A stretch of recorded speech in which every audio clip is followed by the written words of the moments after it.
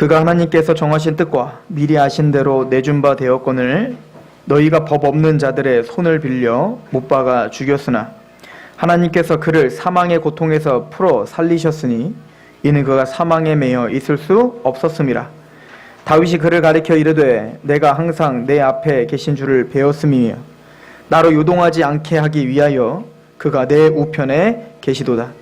그러므로 내 마음이 기뻐하였고 내 혀도 즐거워하였으며 육체도 희망에 거하리니 이는 내 영혼을 음부에 버리지 아니하시며 주의 거룩한 자로 썩음을 당하지 않게 하실 것이미로다. 주께서 생명의 길을 내게 보이셨으니 주 앞에서 내게 기쁨이 충만하게 하시리로다 하였으므로 형제들아 내가 조상 다윗에게 대하여 담대히 말할 수 있노니 다윗이 죽어 장사되어 그 묘가 오늘까지 우리 중에 있도다. 그는 선지자라 하나님이 이미 맹세하사 그 자손 중에서 한 사람을 그 위에 앉게 하리라 하심을 알고 미리 본 거로 그리스도의 부활을 말하되 그가 음부에 버림이 되지 않고 그의 육신이 썩음을 당하지 아니하시리라 하더니 이 예수를 하나님이 살리신지라 우리가 다 이 일의 증인이로다. 하나님이 우리 손으로 예수를 높이심에 그가 약속하신 성령을 아버지께 받아서 너희가 보고 듣는 이것을 부어 주셨느니라. 다윗은 하늘에 올라가지 못하였으나 친히 말하여 이르되 주께서 내 주에게 말씀하시기를 내가 내 원수로 내 발등상이 되게 하시기까지 너는 내 우편에 앉아 있으라 하셨도다 하였으니 그런즉 이스라엘 온 집은 확실히 알지니 너희가 십자가에 못 박은 이 예수를 하나님이 주와 그리스도가 되게 하셨느니라 하니라. 아멘. 우리 잠시 기도합시다. 하나님, 부활의 아침 십자가에 죽으셨다 3일 만에 부활하신 그 하나님의 영광스러움을 기념하고 또 다시 되새김질하며 그렇게 하나님께 영광을 돌리는 시간입니다. 주여, 이 시간 선포하는 말씀 중에 함께 하시옵소서. 성령님의 조명하심이 듣는 사람과 전하는 사람에 있게 하셔서 말씀이 말씀답게 선포되며 그 말씀에 굴복할 수 있는 시간이 되게 하옵소서. 이 시간도 하나님께 위탁합니다. 예수 그리스도의 이름으로 감사하며 기도하옵나이다. 아멘. 오늘은 우리가 부활 기념 감사 예배로 드리고 있습니다. 오늘 사도행전 2장은 사도들이 이제는 성령의 강림을 받아 성령 충만하여서 복음을 선포하는 거예요. 근데 사도행전에 계속 보면 부활의 증인, 다시 살아나신 주님의 증인이라는 표현을 하고 있습니다.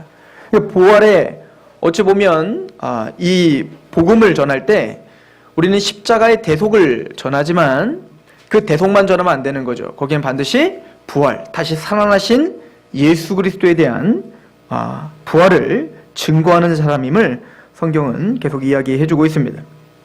꼭 대제사장이 대속죄일날 지성소에 가서 제사를 드릴 때 그 속죄 제사가 온전히 끝나 이제는 그 지성소에서 나와 이제 나팔을 불며 그 속죄를 선포하고 또 그 모든 이스라엘 백성들은 1년의 모든 그 속죄로 인하여 기뻐하는 것처럼 우리의 대제사장이 되시는 예수 그리스도께서 십자가의 제사로 우리의 모든 죄를 용서하시고 또 우리의 모든 죄를 담당하셨음을 또 그 제사가 온전히 하나님께서 받아주셨음을 예수님이 다시 살아나심으로 우리에게 선포하신 것입니다. 사실은 이 부활이 없다면 우리의 믿음도 헛것이고요. 만약 이 부활이 없었다면 우리가 아무리 십자가를 믿고 아무리 신앙생활을 한다 할지라도 이 부활이 없었다면 우리는 여전히 죄 가운데 있는 것임을 사도 바울은 이야기합니다. 그래서 우리가 잘 알고 있는 고린도전서 15장을 우리의 부활장이라고 이야기하는데 그 부활장 15장 14절에 보면 이렇게 이야기를 합니다. 그리스도께서 만일 다시 살아나지 못하셨으면 우리가 전파하는 것도 헛것이요 또 너희의 믿음도 헛것이다. 또 17절에는 이렇게 말합니다. 그리스도께서 다시 살아나신 일이 없으면 너희의 믿음도 헛되고 너희가 여전히 죄 가운데 있을 것이요. 그래서 너희가 예수님이 다시 살아나시는 역사가 없었다면 너희의 믿음도 헛되고 너희는 여전히 죄 가운데 있는 것이다 라고 이야기를 하죠. 예수님이 다시 살아나심이 없다면 우리가 마지막 날 다시 육체, 거룩한 하나님의 영광스러운 육체를 입을 그 구원의 완성도 없는 겁니다. 자, 이 얘기는 우리가 예수님을 믿고 그래 예수님 때문에 내가 고난을 당하지. 그래, 지금은 이 세상 사람들이 나를 몰라봐도 마침내 주님을 만나는 그날, 그렇지, 그 부활의 날, 그 예수님이 재림하시는 그날, 구원이 완성되는 날, 주님은 내 눈물을 닦아주실 거야. 그 믿음을 갖고 살고 있지만, 만약에 예수님께서 정말 부활하시는 게 없었다면, 육체의 부활하심이 없었다면 우리가 그 영광스러운 날 육체의 부활도 없을 겁니다. 고로 우리처럼 불쌍한 사람이 없을 거예요. 부활이 없다면. 이게 사도 바울의 논지입니다. 고린도서 15장 그래서 18절에 그 부활에 대한 이야기를 하면서 또한 그리스도 안에서 잠자는 자도 망하였으리니 만일 그리스도 안에서 우리가 바라는 것이 다만 이 세상에 살 뿐이면 모든 사람 가운데 우리가 더욱 불쌍한 자다. 얼마나 불쌍하냔 말이에요. 차라리 세상 사람들은 하나님도 모르고 하나님의 심판, 하나님의 영광스러운 그 부활 이걸 모른다고요. 그러니까 편해요. 그냥 이 땅에서 나 잘 먹고 잘 살고 나 화나는 대로 살고 내 느끼는 대로 살면 되거든요. 근데 우리는 뭡니까? 그렇게 살지를 못해요. 그죠? 마음대로 살려고 해도 끊임없이 하나님이 뭔가 나를 주장하는 것 같고 이러면 안 될 것 같고 하나님께 죄송스럽고 그리고 어찌하든 예배를 드리고 어쨌든 내 몸을 복종시키며 하나님의 말씀대로 산단 말입니다. 그런데 만약에 영광스러운 십자가의 그 죽으심과 부활하심으로 말미암아 우리에게 진짜로 마지막 날 부활의 영광이 없다면 우리처럼 불쌍한 사람이 없다는 겁니다. 그러니까 이 땅을 위해서 교회 오면 마음이 편안해. 교회 오면은 그래도 좋은 사람 되지. 교회 오면 그래도 세상보다는 좀 더 좋은 교육을 받을 것 같아 라고 한 것 때문에 교회로 온다면 그분처럼 그렇게 불쌍한 사람이 없는 겁니다. 그죠? 성경으로 사도 바울이 말을 하기를 만약에 영광스러운 부활의 소망이 없다면 우리처럼 불쌍한 사람이 없다 라고 사도 바울은 말합니다. 그러나 우리가 고난 중에서도 기뻐하고 또 고난 중에서도 인내할 수 있는 이유는 예수님이 부활하신 것처럼 우리가 반드시 부활할 것이며 영광스러운 몸이 우리에게 있을 것이며 또 그 육체를 가지고 우리가 영원히 하나님과 동행할 것이며 우리에게는 소망이 있고 기쁨이 있다 라고 성경은 우리에게 이야기해 주죠. 즉 부활을 경험한 사람들이 누리는 것은 바로 속죄의 확증입니다. 우리가 죄사함을 받았다는 확증이에요. 즉 예수님께서 십자가에 죽으셔서 우리의 모든 죄가 사해질 뿐만 아니라 예수님이 부활하심으로 그 속죄가 완성됐다. 그 속죄가 온전히 이루어졌다. 그래서 예수님의 십자가의 은혜가 나를 대속하셔서 나는 죄사함을 받았다라고 하는 확증이 바로 부활을 통해서 있는 거예요. 또 그 부활을 통해서 뭡니까? 앞으로 장차 예수님이 부활하신 그 모습대로 내가 부활할 것이다 라고 하는 소망이 있는 겁니다.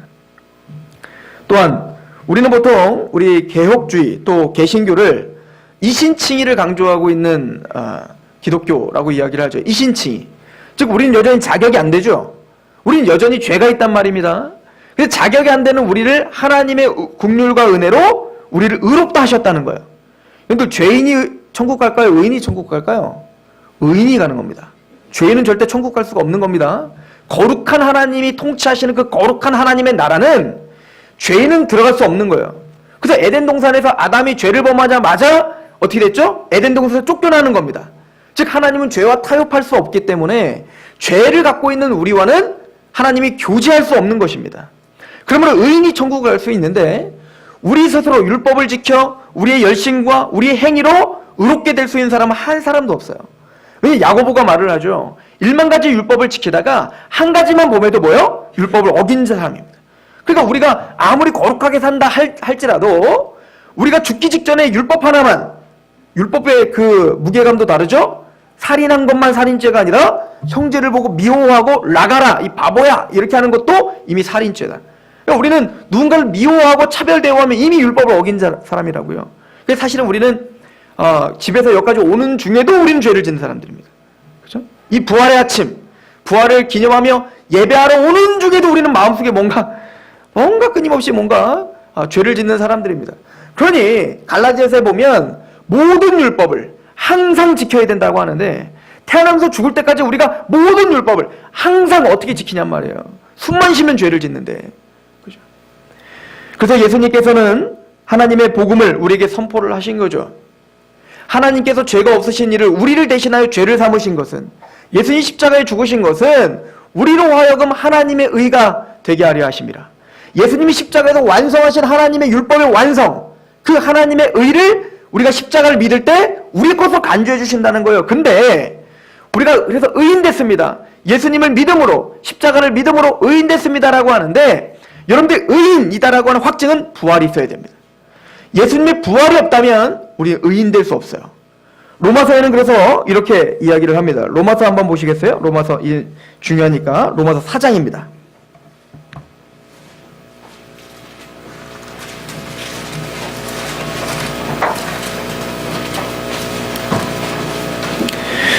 로마서 4장 25절입니다.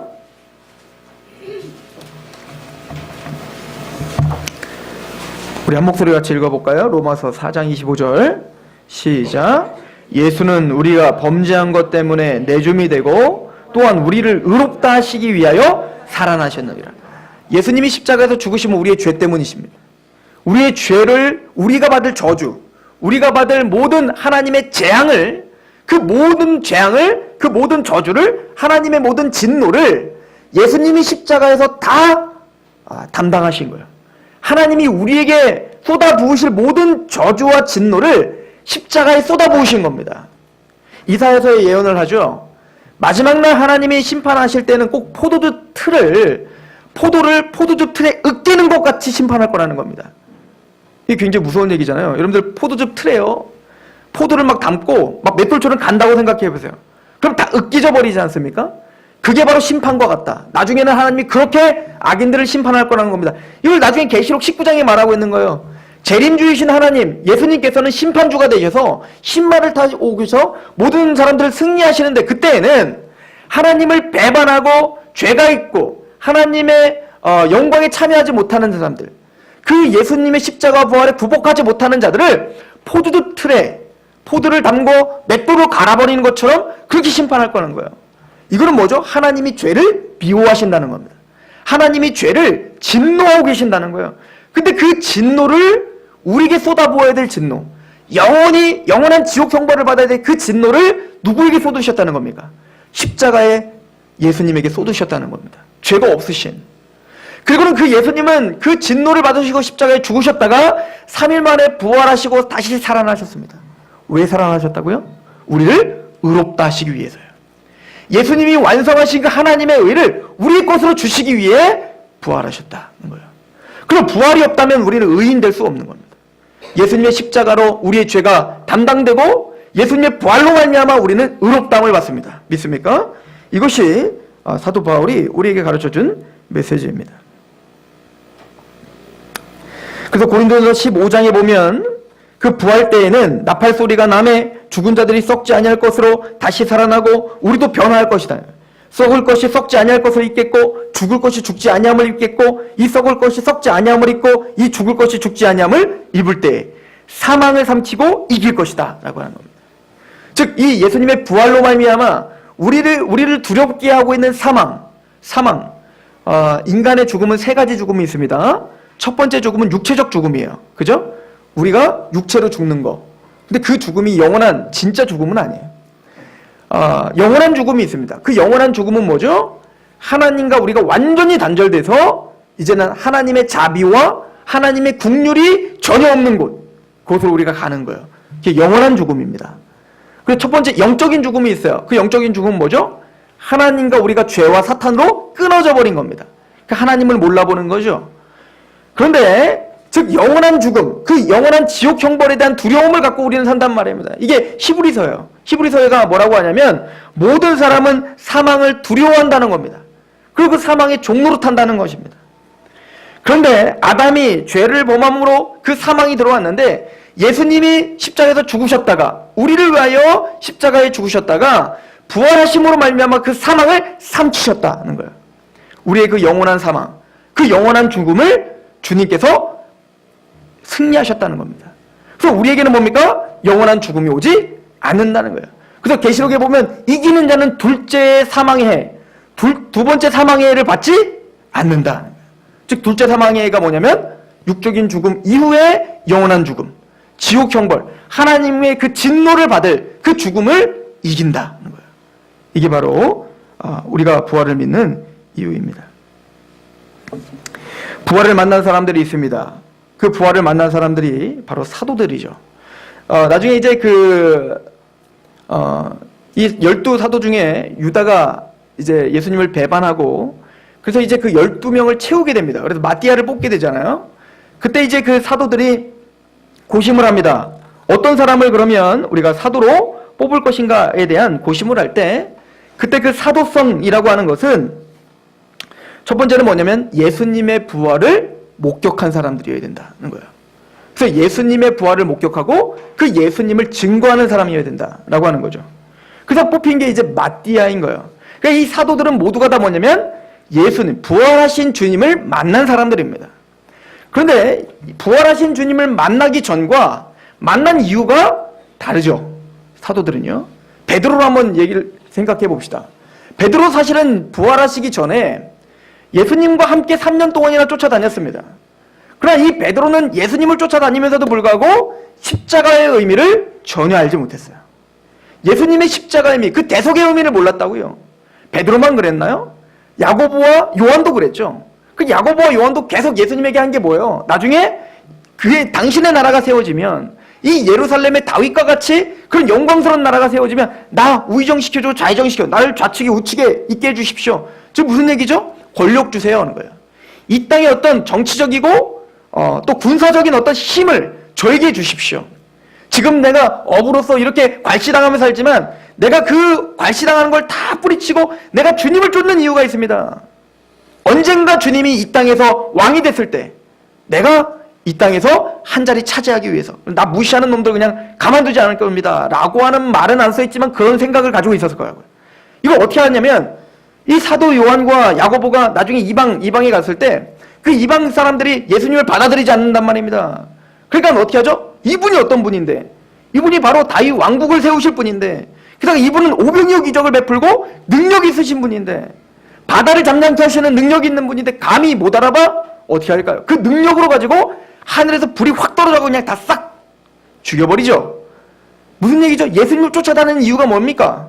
그 예수님의 힘, 그 예수님의 능력을 빌어 내 만족을 채우기 위한 거예요. 나를 감히 우리 무리를 받아들이지 않아? 그게 바로 제자들이었습니다. 그러나 예수님의 십자가를 짊어질 때 그리고는 다 도망을 가버렸죠. 그러나 그들은 예수님의 부활하심을 만났습니다. 부활하신 이후에 성령님이 강림하시고 이제는 그 십자가와 부활의 의미를 깨닫게 됐어요. 영원한 부활이 무엇이며 그들은 정말로 삶이 변화됐습니다. 그의 가치관들이 변화됐단 말입니다. 그 십자가의 고난의 길, 예수님이 너희는 나를 따르려거든 자기 십자가를 지고 나를 따러 라고 하신 그 메시지가 뭔지 알았던 겁니다. 아, 내가 사는 것은 사람들에게 내가 인정받으려고 사는 게 아니었구나.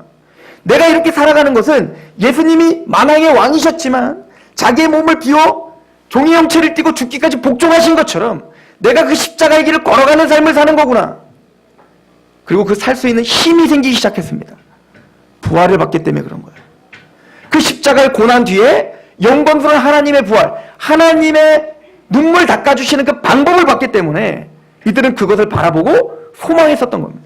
그의 삶은 변화되기 시작했죠. 그 대표적인 사람이 누구냐면 야고보입니다. 주의 형제 야고보. 예수님의 친동생 야고보 말입니다. 복음서에 보면요. 그 야고보는 예수님을 대적해요. 그리고 뭐라고 하냐면 형제들도 믿지 못하더라. 이렇게 표현하고 있지 않습니까? 형이 이해가 가지 않는 거예요. 아니 형이 메시아래요. 그 형이 가는 곳마다 자꾸 하나님 나라를 선포한다는 겁니다. 내 형인데? 어릴 때 같이 놀았던 형인데? 물론 우리 형이 거룩했던 건 맞아. 우리 형이 왠지 윤리적으로 도덕적으로 나보다 훨씬 그리고 범상치 못한 삶을 살았던 건 알아. 근데 본인이 하나님이래. 이게 믿어지겠냔 말입니다. 전혀 안 믿어지는 겁니다. 그래서 모든 가족들이 그 형제들을 어떻게 한 거예요? 배격한 겁니다. 그 예루살렘에 올라가려 했더니 그걸 막 막는 거 아니에요? 예수님이 올라가. 그랬더니 야고보가 야고보서를 썼단 말이에요.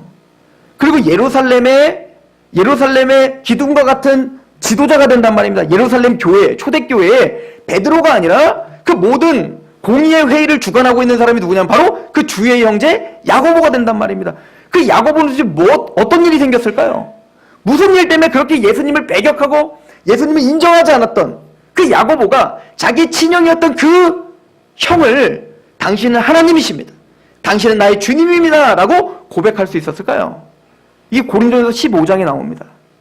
부활에 대한 이야기를 하면서 바울이 말을 하죠. 처음에 예수님이 십자가에 죽으셨다가 부활하신 이후에 먼저는 게바에게 나타나고 그리고 수많은 제자들에게 나타났다는 겁니다. 그리고 누구에게 나타났다는 거예요?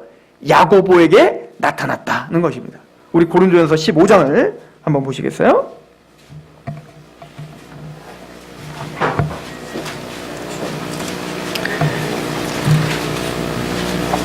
(15장) 3절입니다.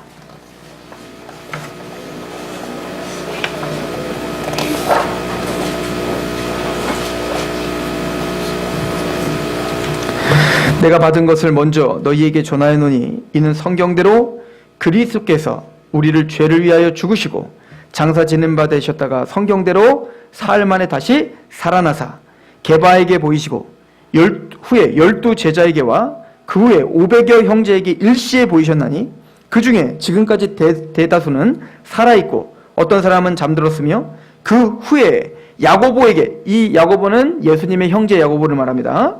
야고보에게 보이셨으며 그 후에 모든 사도에게와 맨 나중에 만삭되지 못하여 난 자 같은 내게도 보이셨느니라. 그래서 이 부활의 주인이신 그 부활의 주님은 누구를 만난 거죠? 야고보를 만난 겁니다. 그리고 그 야고보는 부활의 주님을 만나자 그의 삶을 변화된 거예요. 아, 내가 형으로만 알았던 그분이 바로 메시아시구나. 그분이 하나님이시구나. 그분이 생명이고 부활이고 우리의 진리며 우리의 길이구나 라고 하는 것을 고백하며 그의 삶을 내어드리기 시작한 것입니다. 또한 예수님이 십자가에 죽으시다 부활하신 이후에 그 야고보에 부르셨는데 이제 승천하신 이후에 한 사도에게 또 나타나셨죠. 환상 중에 누구죠? 다메섹 도상에서 바울입니다. 바울에게 그 다메섹 도상에서 부활하신 예수님은 나타나셔서 바울을 사도 삼아 주신 거예요. 이방인을 위한 사도로 삼아 주신 겁니다. 바울도 한번 생각해 보십시오. 극적이죠. 바울도 예수님을 믿는 자들을 잡아 죽이기까지 한 하나님을 대적했던 자 아닙니까? 그랬던 사람이 한순간 뒤바뀐 거예요.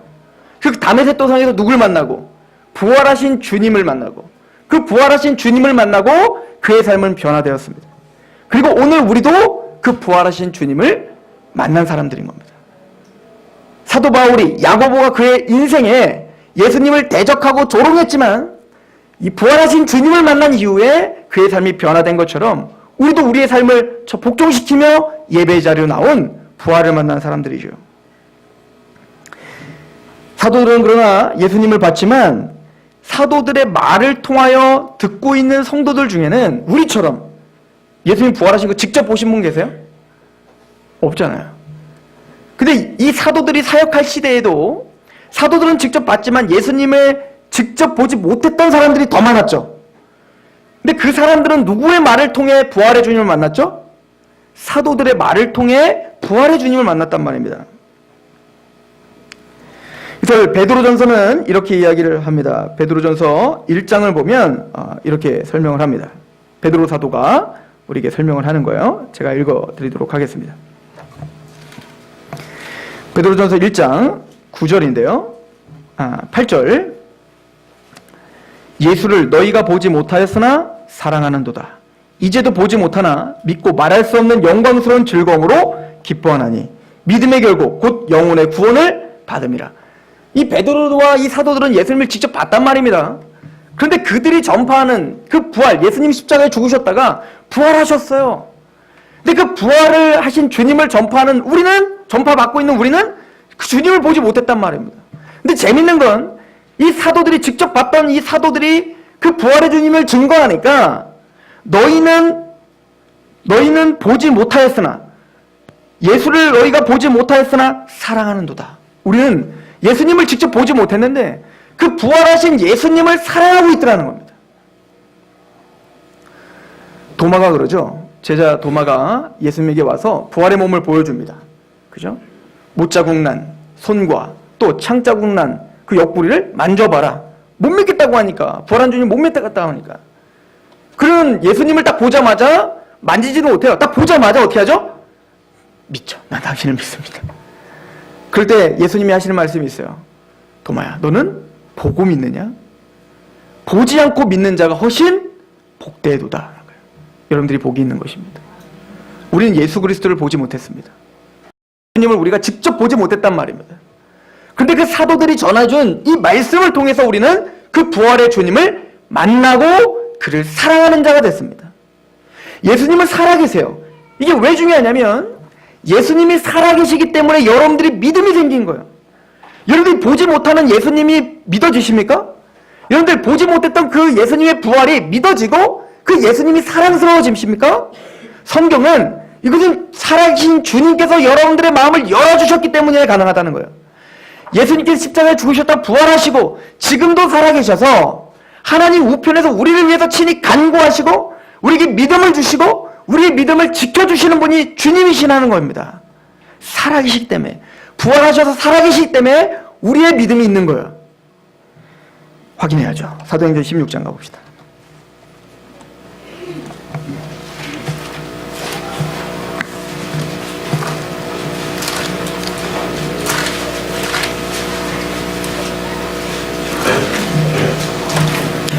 (16장 12절입니다) 부활을 경험한, 또 부활을 직접 목도한 사도 바울입니다. 그죠? 다메섹 도상에서 그 사도 바울은 진심을 담아 이제는 가는 곳마다 이 부활의 주님을 증거합니다. 빌립보라는 곳에 갑니다. 빌립보는 사도 바울이 처음 방문한 곳이죠. 근데 빌립보에 갔더니 유대인 여자들이 같이 모여 있습니다. 아마 기도 초소였을 것입니다.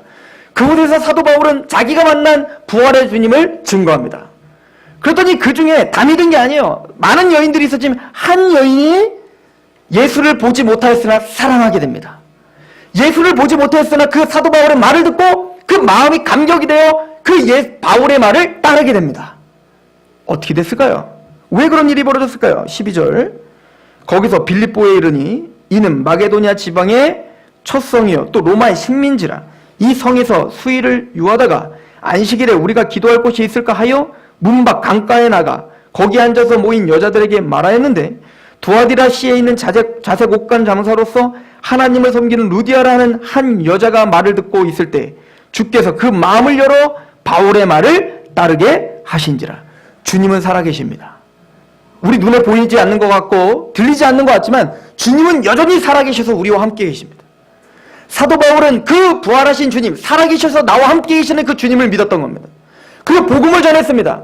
복음을 전했을 때 그 주님께서, 살아계시는 주님께서 루디아의 마음을 열어 바울의 말을 따르게 하신지라. 오늘 그 체험들을 우리는 하고 있는 거예요. 누가복음 가시겠어요? 누가복음 24장.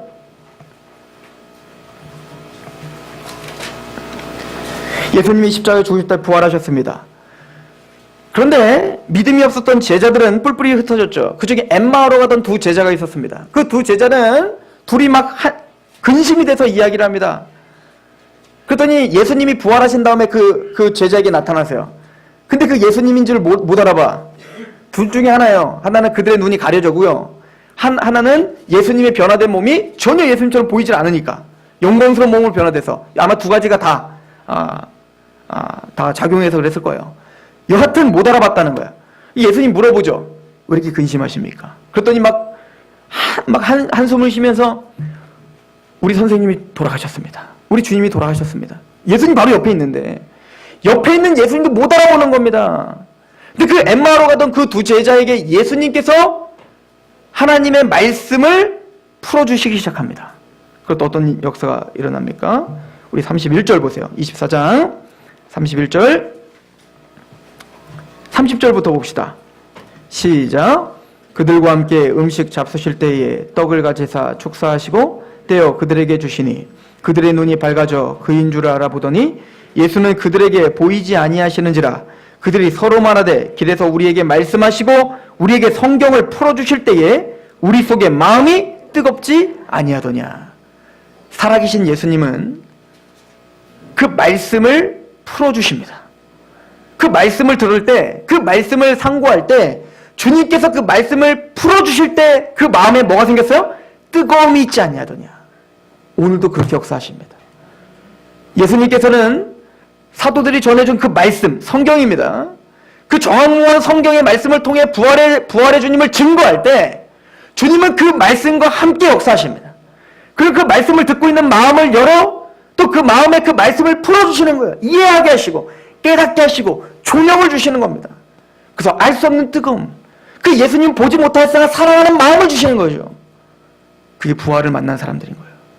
그 부활의 주님은 그렇게 우리에게 보지 못하였으나 사랑하게 만들어주시는 것입니다. 이것이 바로 부활을 만난 사람들입니다. 야고보와 그렇듯 바울이 그렇듯 부활의 주님을 만난 사람들은 그의 삶이 변화됩니다.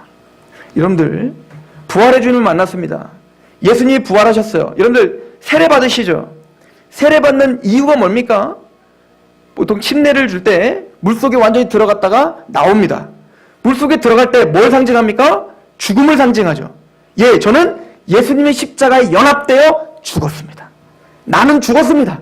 구종성은 죽었다고요. 내 자아와 나의 욕심과 나의 탐욕으로 살고 내 이적인 마음으로 사는 나는 죽은 겁니다. 이미 죄 가운데 이미 죽었습니다. 언제? 예수님 십자가에 죽으셨을 때 함께 못 박혔습니다. 그리고는 예수님 부활할 때 나는 연합하여 물속에서 나오면서 고백하는 겁니다. 예, 나는 새로운 생명으로 살아났습니다. 이제는 나는 내가 사는 것은 나를 위해 사는 게 아니라 나를 사랑하고 나를 위하여 자기의 목숨을 내어주신 주님을 위해 삽니다. 예수님 부활하여 죄 가운데 죽음을 당하고 하나님을 향하여 사신 그 예수 그리스도, 하나님을 사신 것처럼 거기에 연합되어 우리도 하나님을 위하여 삽니다. 이게 부활입니다. 이게 세례의 의미라고요. 확인합시다. 로마서 6장.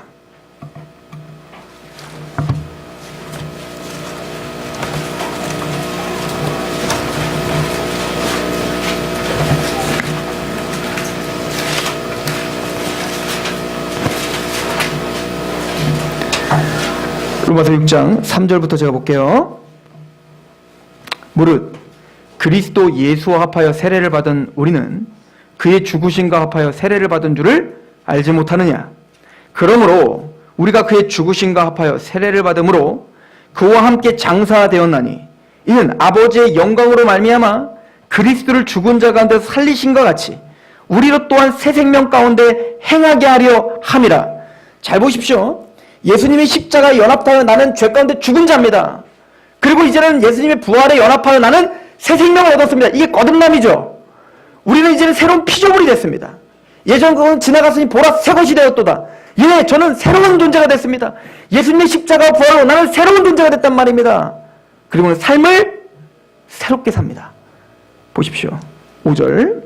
만일 우리가 그의 죽으심과 같은 모양으로 연합한 자가 되었으면 또한 그의 부활과 같은 모양으로 연합한 자도 되리라. 우리가 알거니와 우리의 옛사람이 예수와 함께 십자가에 못 박힌 것은 우리의 옛사람, 내 자아, 이기적으로 살았던 그 옛사람이 십자가에 못 박힌 것은 죄의 몸이 죽어 다시는 우리가 죄에게 종로로 타지 아니하려 함이니라. 이는 죽은 자가 죄에서 벗어나 의롭게 하심을 얻었습니다. 라고 말합니다. 즉 우리가 예수님의 부활에 연합했다는 것은 맞습니다. 우리는 의인됐단 말입니다.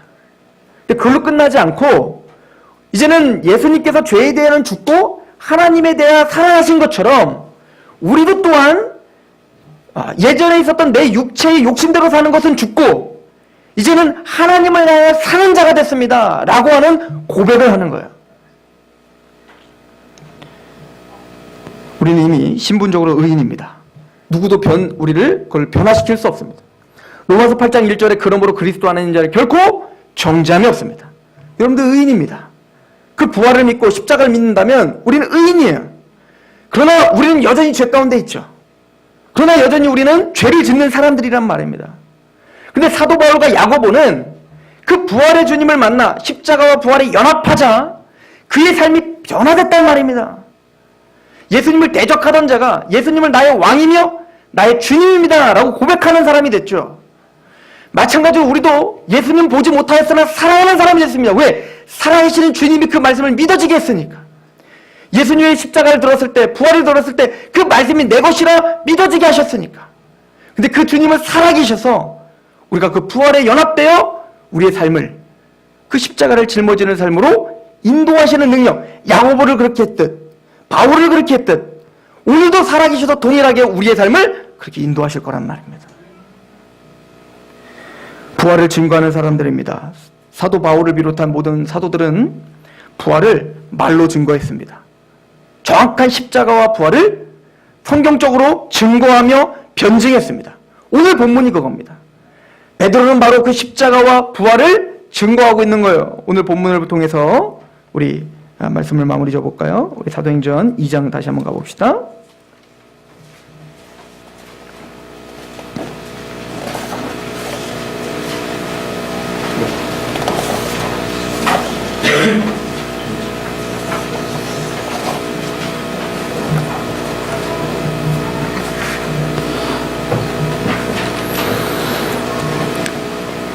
오늘 사도 베드로가 증거하고 있는 메시지는 명확했습니다. 2장 23절에 그가 하나님께서 정하신 뜻과 미리 하신 대로 내준 바 되었거늘 너희가 법 없는 자들의 손을 빌려 못 박아 죽였으나 하나님께서 그를 사망의 고통에서 풀어 살리셨으니 이는 그가 사망에 매여 있을 수 없음이라. 다윗이 그를 가리켜 이르되 내가 항상 내 앞에 계신 줄을 배웠음이며 나를 요동하지 않게 하시기 위하여 그가 내 우편에 계시도다. 그러므로 내 마음이 기뻐하였고 내 혀도 즐거워하였으며 육체도 희망에 거하리니 이는 내 육체를 음부에 버리지 아니하시며 주의 거룩한 자로 썩음을 당하지 않게 하실 것이미로다. 사도 베드로는 정확하게 그 십자가 부활을 그 당시에 자기가 갖고 있었던 성경을 가지고 변증하고 그 말씀으로 그 복음을 전파하고 있는 걸 볼 수 있습니다. 맞아요.